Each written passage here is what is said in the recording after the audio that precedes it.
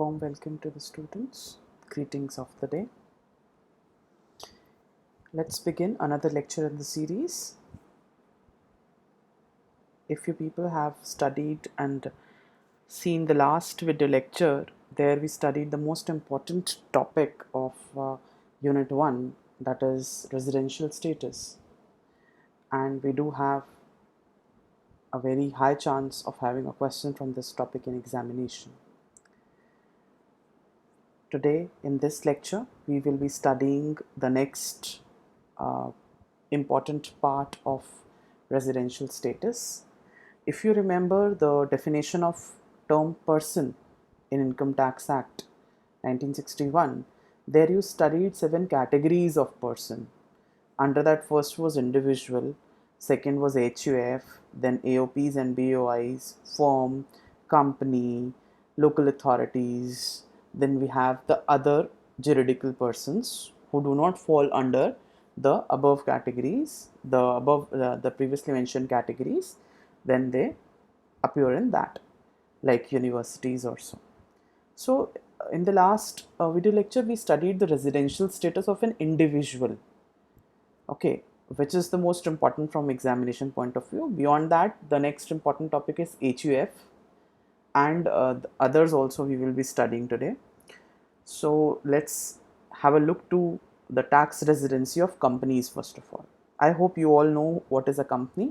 A company can be a private limited or a public limited, and it needs to get registered under the Companies Act.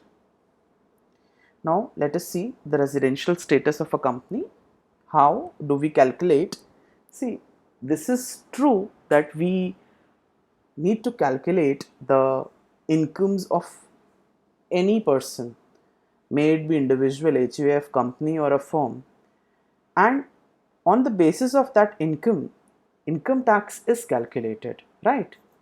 And as I have informed you earlier as well, that the base for calculating income tax begins with the verification or checking the residential status of a person. After that, we calculate the income, the total taxable income, in fact, we can say, and that particular income is taxed as per the Finance Act applicable on it. As per the income tax slab, like up to certain percentage there may be free, like the income might not be taxed. Then after that, at a particular stage, certain percentage of tax would be levied, and so on. So we have seen the residential status of an individual. Now let us begin the residential status of a company. Then in this lecture, after companies, we will be having a look to AOPs and BOIs, and we'll have a look to HUFs. Again, that is also important. Now let us have a look. Section 6, subsection 3 provides the information and the conditions to check out the residential status of a company. And the most important part of to verify the residential status of a company is on the basis of its incorporation or its registration, while at the time of formation where the company is being registered. Okay, now let us see the conditions as per section 6 subsection 3. A company is resident in India if it is an Indian company. Means if it is registered in India, it is resident in India. Or the next part comes here, the place of effective management. With like POEM, I have marked it here. The place of effective management during the year for which we are calculating the tax is in India or not. In other words, we can say like the residential status of the companies which are not incorporated under the corporate laws of India would be determined under this concept of place of effective management. Means if it is an Indian company, for sure it is resident in India. What if the company is not registered in India? Then in which category do we place it? It is defined as per the place of its effective management. Let's move further. Okay, now according to the place of effective management, as per the explanation which is given in section 6 and subsection 6 of Income Tax Act 1961, we have certain things to notice, and it term place of effective management has certain meaning. Let us see. Place where key management and commercial decisions are in substance made, means where the top management is taking all the decisions, where boarding committee meetings are being held. If they are being held in India and the company is not an Indian company, means it is not registered in India, then it would be taxed, right? The decisions, these kind of decisions, commercial decisions, are necessary for the overall conduct of the business. So with that viewpoint, if the place of effective management lies in the Indian geographical boundaries, it would be taxed and it would have a residential status as resident in India. Where such decisions which are necessary for the overall conduct of business is made in India, the tax residency would be triggered. That's what I was just mentioning. And in what condition a company would be considered as non-resident? A company shall be considered as non-resident if it is not uh, resident in India, in that particular accounting year. How do we decide? First, that if it is not an Indian company, then it can be a non-resident. Second, if its place of effective management during that particular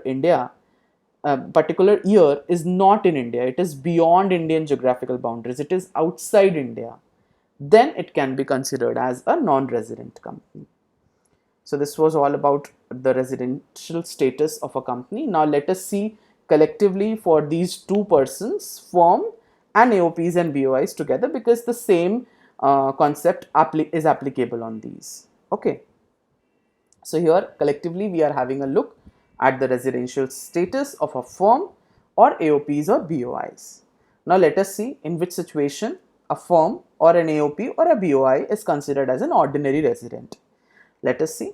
It is said to be resident in every case except where during the year the control and management of its affairs is situated wholly outside India. So in these kind of situations where professionals are involved, where business is involved, you are able to see that the place of conducting the management affairs, the place from which the control is being taken, is very important.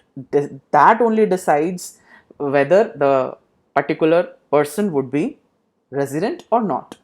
If it is wholly outside India, obviously it won't be a resident. It means that if a firm, an association of persons, or a body of individuals is controlled from India, even partially, it will be a resident associate. Means even some part of the business is being run by a firm from India, or of any association of persons, or any professional body, or any body of individuals is running even some small portions of their business from India, then also it would be considered as a resident associate. And here I would like to bring to your kind notice that the control and management of affairs refers to the controlling and directing power. The head and the brain, where is it lying? It means the decision making power for vital affairs of that particular organization. If it is situated in India, then it is considered to be resident. The control and management means de facto control, management, and not merely the right to control or manage. If a person is having the right and if he is not exercising it, then it is not considered. The person needs to exercise the control and manage the things from that particular place, then it is considered. Let's move further and have a look to the further things related to a firm, AOP and BOIs. See, particularly if we see for the firm, it is said that if the control and management of a firm is situated at a place where partners meet to decide the affairs of the firm. So if such a place is outside India, it will be said that the control and management is outside India, and obviously it won't be a taxable assessee in India. So there may be a situation where all the partners of a firm are resident in India, but even then the firm may be a non-resident because its full control and management lies outside India. The person who is exercising the full control and management may not be available in India. So for that reason, it would be considered outside India. So a firm or AOPs or BOIs shall be non-resident if the control or management of affairs are situated wholly outside India. So here the place of control is the most important factor to look upon. a firm AOP shall be non-resident if the control and the management of the affairs is situated outside India, and on the contrary, it would be considered as a resident if the particular control is being taken out within the geographical boundaries of the country. So this was about firms and AOPs. Now let us have a look to HUFs. HUF, you know, are the Hindu undivided families. In this part, we are about to see the tax residency of HUFs. See, under HUFs, Karta is the most important person, you know that very well, right? So, HUF is said to be resident in every case except one, where during the year, the control and management of its affairs are situated wholly outside India. So, here also, that same particular point happens. See, one important thing that you people need to notice here is that the place of control and management of its affairs, management of affairs related to the operating activities of the organization, means from where all the operations are being conducted, from where are they controlled, right?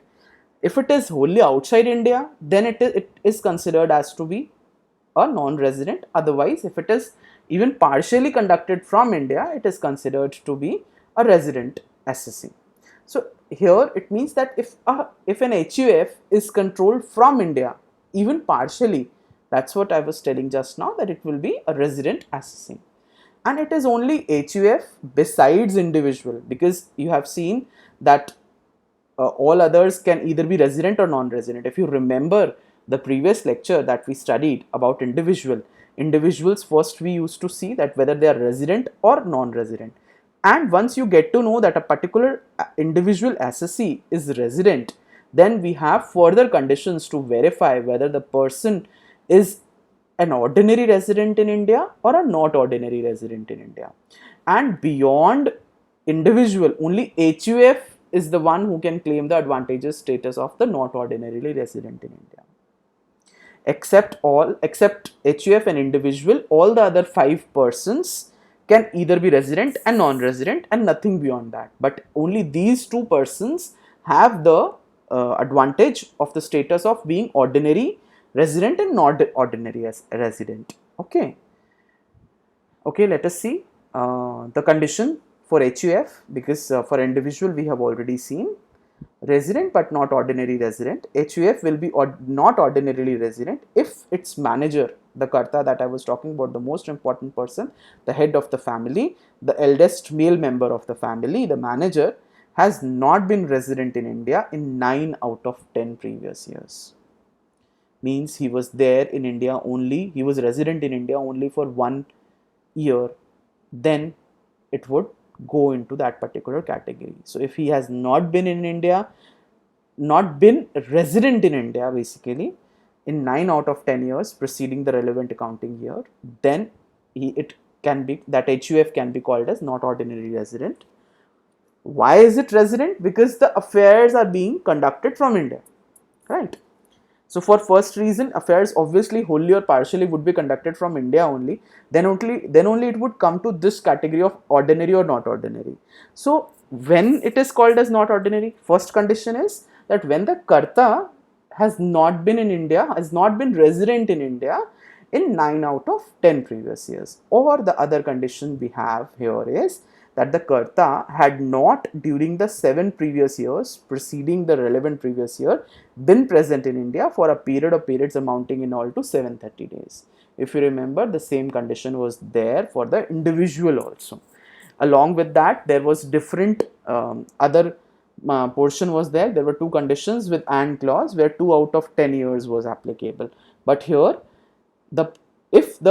I'll just sum up this within 2 or 3 lines. If the business of an HUF is being controlled and managed from India, wholly or partially, the particular HUF becomes resident in India. First thing, the business would be taxed being a resident. Okay.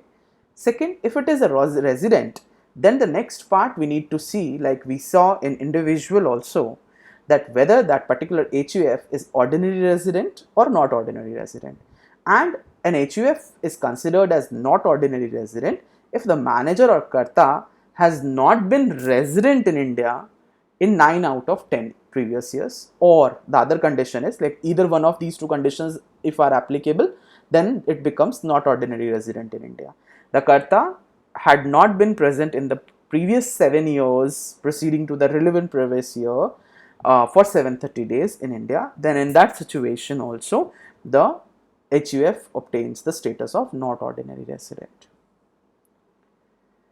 And these two tests are applied in case the manager or karta of such HUF is residing outside India for a certain period of time. In case the karta has been succeeded by some other man for computing the presence in India, then the length of presence in India of each succeeding karta means whosoever is holding the position of karta will be added to that. And something important to note here is that from where the business of HUF is being controlled is again very important.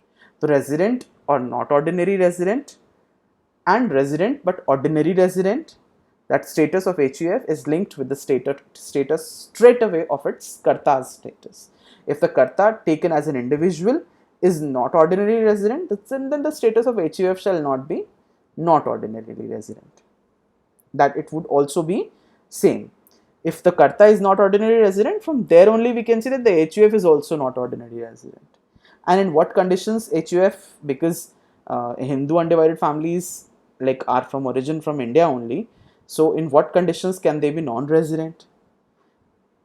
See, only one condition of not only applicable to this particular person, except individual, all the other fall in this category if their control and management of affairs is situated wholly outside India, nothing is being conducted from India, then they become resident. So here we can say that all the organizations which are running for profit, maybe AOPs or BOIs of the professionals, or any firm or any company or any HUF, they all are involved in businesses. If in any situation, if they are running out their business wholly out of India, they become non-resident at that particular point only. But the conditions should be followed that the whole business is maintained and controlled out from outside India.